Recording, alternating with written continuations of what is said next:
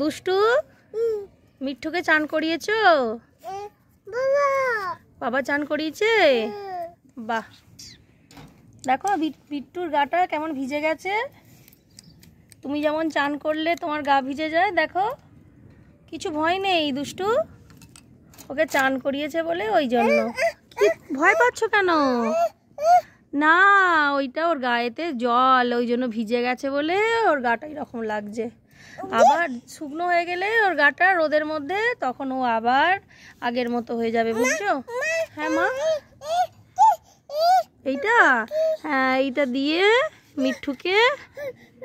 মিঠুকে আমাদের কি করা হয়? ও খুলে দেবে? আচ্ছা দিদি খুলে দিয়েছে। আর তুমি জুসটা খেয়ে নাও না মা।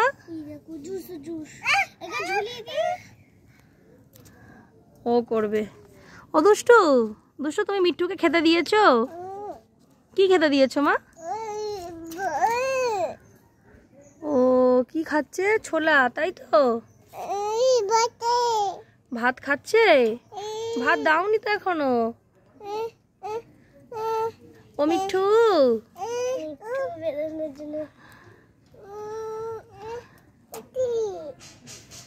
কেমন হচ্ছে?